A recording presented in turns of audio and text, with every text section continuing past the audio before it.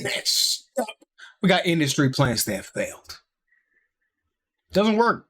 Doesn't work all the time.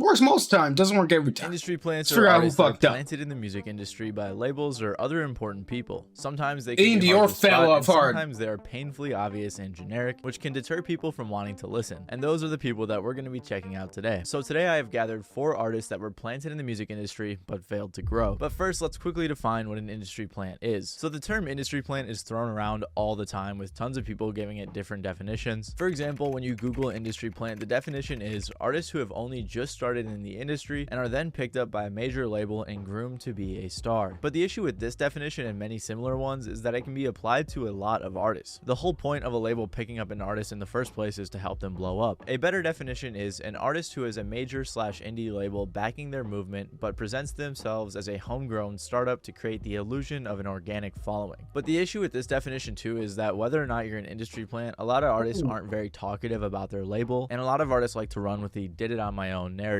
So that doesn't really help narrow down the list. However, for the sake of this video, I'm going to define industry plants as artists who sign early in their careers and have their image created mostly by the label as some sort of marketing gimmick. What I mean by this is that these artists have their personality, their music, and their style tailored to a certain audience, which typically comes off as very inauthentic. You'll see what I mean as we go throughout the rest of the video, so let's start off with one of the most notorious industry plants that there is, Jumex. So Jumex is one of the first artists that people tend to think of when it comes to I never listened to this motherfucker. I never actually listened to him. I always would hear the name. However, it was pretty apparent right off the bat after the release of his first song, Trapped, that he was an industry plant. The song was a cookie cutter yell rap song where he's yelling the hook and then he raps a verse while forcing his voice to sound like this. The chorus was these lyrics repeated over and over again. I'm trapped and I can't get out, so might as well get high. I'm trapped and I can't get out, so might as well just die. And I don't mind mediocre lyrics and stuff being repeated. Like Lil Pump is a good example, but at least Lil Pump had some sort of character and some charisma that made the song fun. Jumex's song was just,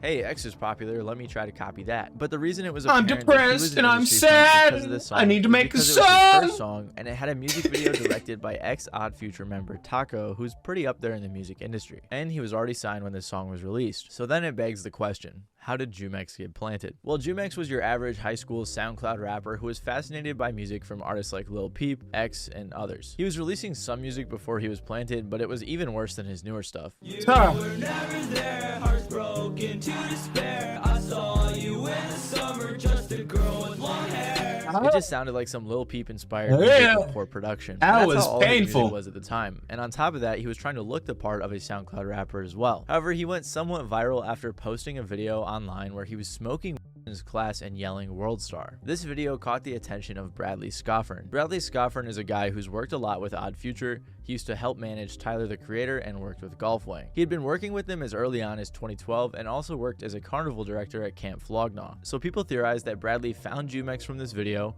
heard his music, decided to invest in him, hooked him up with some industry connections, and therefore planted him in the music industry. People have also said that the label he was with, Corton Records, was created by Bradley, made to look like some indie label, even though there was tons of money behind it. Like I said, this isn't a confirmed fact, it's just speculation, but it would make a lot of sense as to how Jumex got all these industry connections. People also theorized that Bradley had Taco direct his first music video and song, and Taco even played it during his DJ set at Camp Flognaw in 2018. His following song, Loner, was released shortly after Trapped, and he had writing assistance from I Love McConan, who actually helped him on a bunch of other songs, which is kind of sad when the songwriting is so terrible. There's also screenshots of Jumex asking people to write him a song about flexing but emotionally. He got a Genius interview for this song and people clowned on it, with top comments like, Jumex looks like a Monster Energy can personified. Jumex also did this thing where he would just glamorize being sad because it was trendy, really trying to appeal to the emo type of community. So with a little bit of digging, it looks pretty obvious that he was planted in the music industry, and after releasing some EPs and singles throughout 2019 and 2021, collaborating with people like Lil Xan and Travis Barker, it seems like he parted ways with Corton Records. His numbers started slowing down, and Corton probably realized that their investments had failed, so it's likely that they pulled out. Who the fuck was listening to Jumex? I'm not sure. So who was really listening to Jumex? Songs independently with little to no success. I honestly think that the reason he failed is because his first impression was so terrible. The music wasn't great right off the bat, and the industry plant thing was so apparent. In my opinion, his music did get a lot better over time, but because people had these preconceived notions about him, they didn't really want to check his newer stuff out. And that brings us to our next notorious industry plant,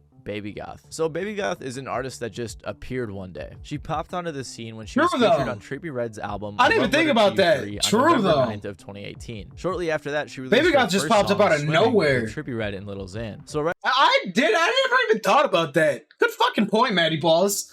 Right off the bat, she looked like an industry plant. I mean, her first song wasn't even out and she was already on Trippie Redd's album, but there's a bit more to the story. Before she became Baby Goth, she was always really into music. She started making music under the name Bria Bueno and had been doing covers and releasing her own music. She was even with an indie label called Rewind Records. In 2016, she posted an Indiegogo campaign with the attempt to raise money so she could make an EP. Unfortunately, though, she only raised $320 out of her $14,000 goal. Eventually, she was able to release her EP music videos, which was more like a pop sounding project that was actually pretty decent. She had a pretty good voice and I think she could have had more potential with that. Yeah, Baby Dad, that one just came out of nowhere. I remember that song. That was the only song I remember. She was eventually noticed by some people in the industry who found her on their Explore page on Instagram. She then signed to Republic Records, which is a branch of UMG, which is one of the big 3 record labels in the music industry. And when she got signed, she underwent a huge rebrand, covering up her previous career and creating a new image, which is a theme we see among many other industry plants. Her new image was face tattoos, flexing money, and posing with guns. Her and her label were also seemingly hiding the fact that she had a husband and 2 kids, so clearly her label was trying to make her appeal to a certain audience. That's the definition of a fucking industry plant. Baby Goth then began blowing up after her first few songs. However, though, shortly after she started releasing music, she was exposed by a YouTuber named Progress who basically proved she was an industry plant. He even found a video of one of her managers saying himself that he made her entire image and brand. He said that she was like a potato with no personality, so he gave her one.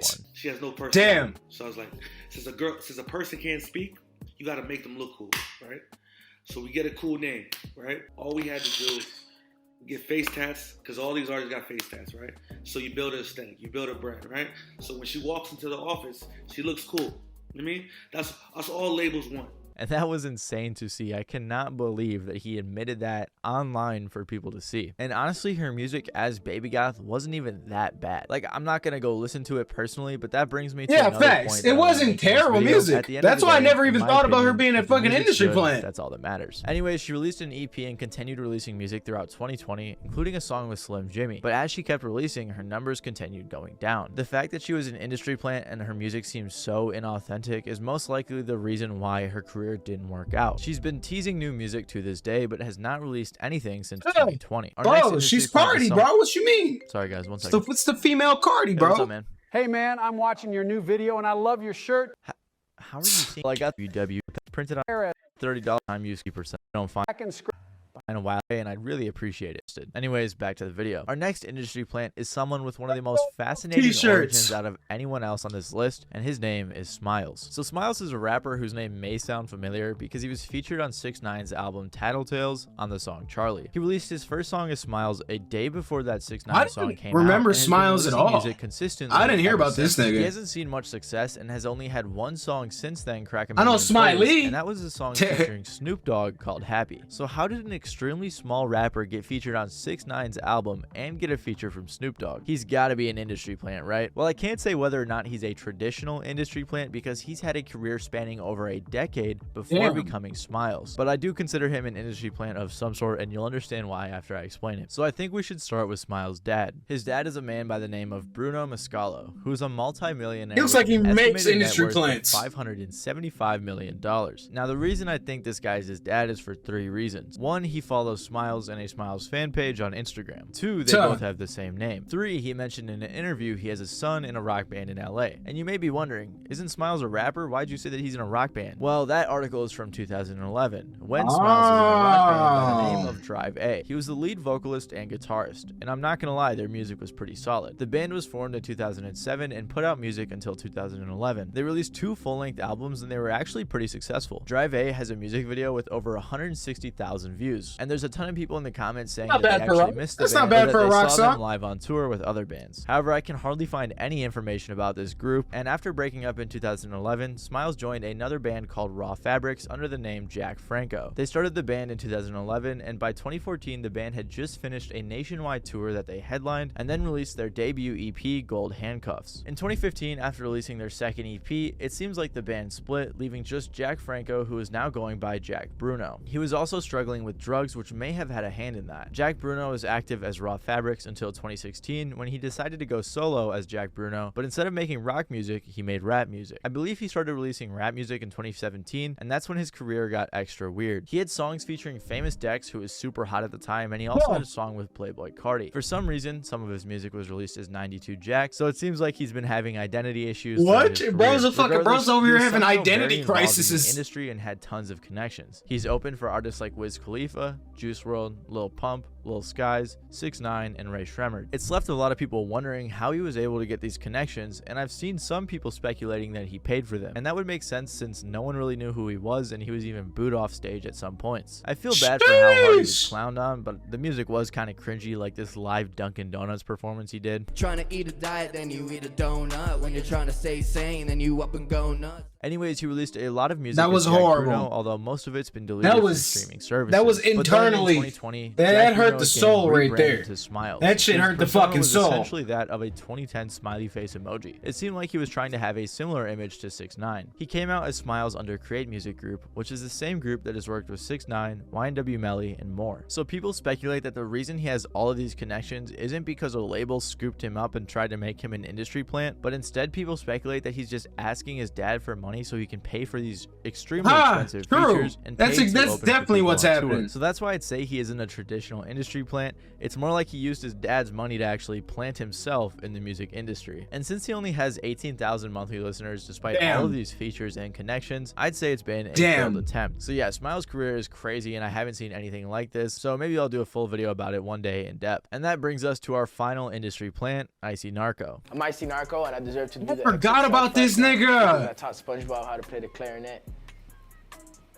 Now, I think the insane success of the SoundCloud era had labels foaming at the mouth trying to capitalize on it because Icy Narco is a true. All you had to do was get some fucking fake dreads, dye his hair, and space tats. Definition of industry plant you might have a star. Strict. So I'm gonna bend my definition just a little bit for this section because Icy Narco did have a tiny bit of buzz before he got signed, and he also had a very similar image. But it's still pretty apparent that he's an industry plant being marketed towards a certain audience, and here's why. So Icy Narco began making music in 2016, back when he looked like a normal kid, but he didn't really get much attention. Throughout 2017, he changed his sound and style to be much more similar to that of a Lil Pump or some other trendy Florida rapper. His music was very mediocre, but the sound was trendy, so he did garner a small fan base. Songs like You, Viagra, Niagara, and more helped him grow his audience. Because he was already appealing to the Lil Pump type of audience, the label he would eventually sign with didn't have to do much to alter his image. It was already there. They would do some other inauthentic, cringy stuff, but I'll get to that later. All they had to do was just scoop him up and push his mediocre music, which is exactly what happened. Icy Narco signed to 10,000 projects in late 2017 or early 2018 and instantly began blowing up. He even said himself that when he signed to 10K, he hardly had anything and had recently just moved out to LA. So that's an odd correlation there, huh? Ice Spice, 6ix9ine, Ian Dior, Trippie Redd, Coin, and many more. His first few songs that were released on streaming instantly blew up and he got millions of streams. Icy Narco got a No Jumper interview and was seen with many other artists like YNW Melly and Young Nudy. However, the gimmick wore off quickly and his streams immediately plummeted after his first few songs. And of course, some people were enjoying his music went from even before fucking he like signed, 10 mil to 60K. A lot of his views were probably just from people who wanted to check out the new Lil Pump. He dropped his album Winter Can Be Murder in 2019 with 10K. And Frozen did good. Very poorly. It seems like his label even had him didn't do terrible. It looks like for some reason, maybe for publicity or PR, but it's clear that this was a corporate decision. Regardless, after 2019, he stopped working with 10K Records and has only released 5 songs since. The reason he didn't work out is because his style was so unoriginal, and it was very obvious that the label was just trying to capitalize on this trend. Most viewers were aware of this too, with top comments like, "This guy jacked so many rappers in one track," and "XXX the Smoke Pump God." And again, I wouldn't say his music was that bad. It was XXX the Smoke Pump but it God. lacked any originality, and it was capitalizing on a dying trend. So despite 10K Records planting him in the music industry, he failed to grow. Let me know if you have any other industry plans you'd like me to talk about in the comments below. Anyways, I hope you guys did enjoy this video. If you're interested in checking out